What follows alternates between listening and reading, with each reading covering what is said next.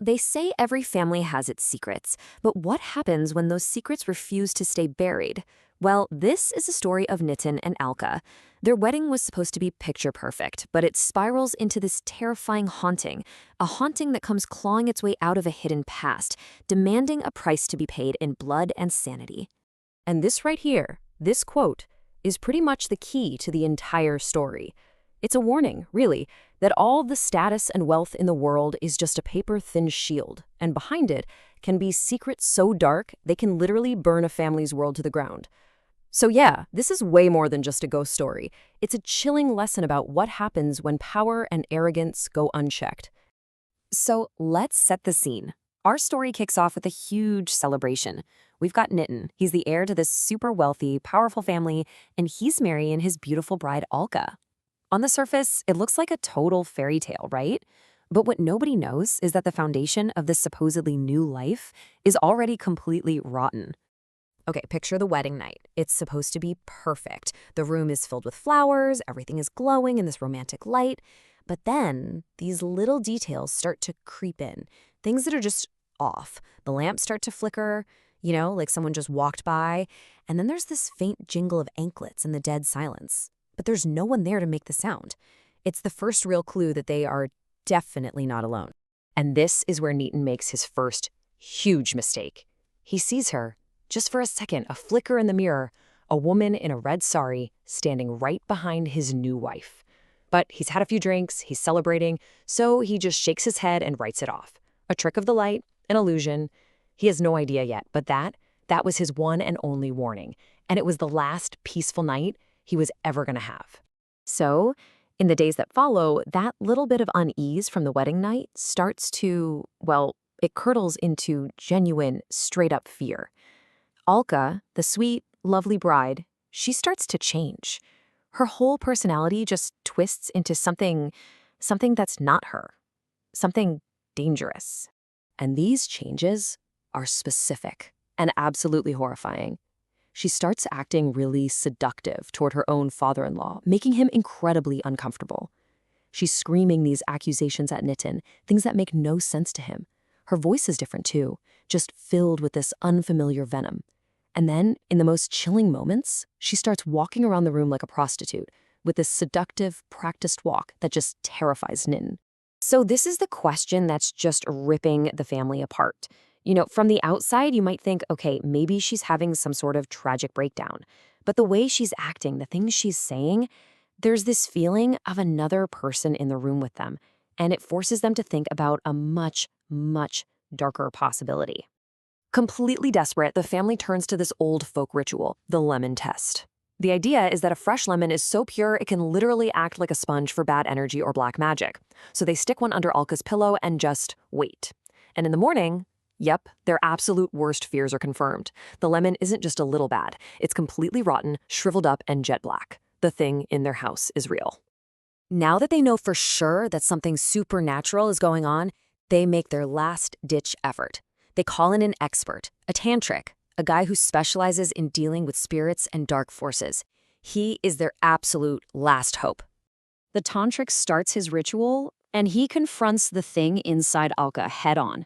He demands to know its name, what it wants. You can just imagine the tension in that room. It's so thick you could cut it with a knife. The family is just frozen in terror, dreading whatever answer is about to come. And then it happens. The spirit makes Alka lift her head. It completely ignores the tantric, and its eyes lock right onto Nitin and his father, Balwant. And in a voice that sounds chillingly familiar, it says one single word: Reshma. The change in the room is instant.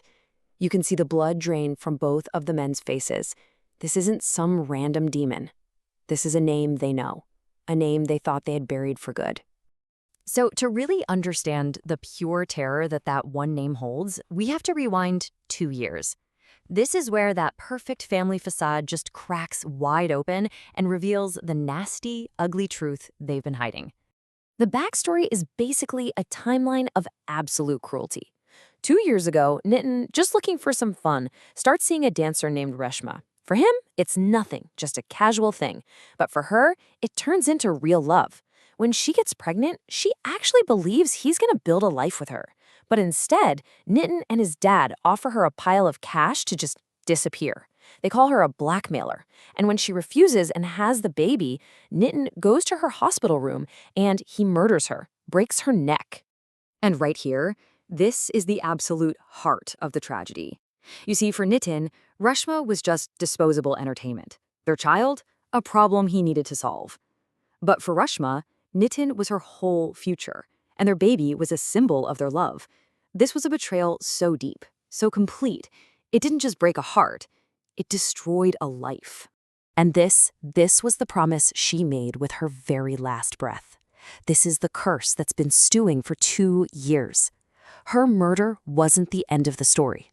Oh no, it was just the beginning of her revenge. And now she's back to collect. Okay, so let's jump back to the exorcism. Reshma, speaking through Alka, is just filled with this righteous, burning rage. This isn't just about revenge anymore. This is a mother demanding justice for the baby she thinks was murdered right along with her. Right at this moment of total despair, there's a plot twist you would not see coming. Nitin's mother, who's been silent this whole time, finally speaks up. And she confesses that she always suspected how monstrous her husband and son could be. So she went to the hospital first, took her newborn grandson, and secretly gave him to a servant she trusted to raise him in hiding. The baby is alive. The servant is called for. And a few moments later, this little boy, Ansh, is led into the room. He's brought right in front of the possessed body of Alka, right in front of the spirit of the mother he's never met. And in that one single heart-stopping moment, everything changes. Seeing her son alive, it breaks her. All of that murderous rage just melts away and turns into this overwhelming, agonizing grief. She wants to hold him so badly, but the tantric warns her that her spiritual energy is so powerful it would actually hurt the boy. It's so cruel. She finally sees her son, but she can never, ever touch him. And in this moment of pure heartbreak, Nitin doesn't see a grieving mother. He sees an opportunity. He actually thinks she's been weakened by her grief, so he grabs a handful of this holy ash, the kind that's supposed to completely destroy a spirit, and he throws it right at her. But he has made a fatal mistake. He has totally underestimated the power of a mother. With this final, explosive roar of pure rage at his cruelty, she just deflects the ash and unleashes everything she has on him and his father. The reckoning is here. After that final, awful showdown, Reshma's spirit vanishes. The haunting is finally over. But for the family, well, what's left is just a wreck. They are permanently broken by the price of their secrets. Remember her promise. She didn't just want them dead, she wanted them to suffer. And her justice is meticulous. It's poetic. For the father, Balwant, the shock of it all is just too much and he has a fatal heart attack. But for Nitin, she saves something much, much worse. She breaks his spine, leaving him completely paralyzed and unable to speak. A living corpse trapped in his own body, forced to witness the fallout of what he did for the rest of his life. Which brings us to the final scene, a month later. And it is absolutely bone-chilling. Alka, who has recovered, has decided to raise Reshma's son, Ansh, as her own. And she sits with the boy right in front of her paralyzed husband, and she says to him, "Look, Nitin, he has his mother's eyes."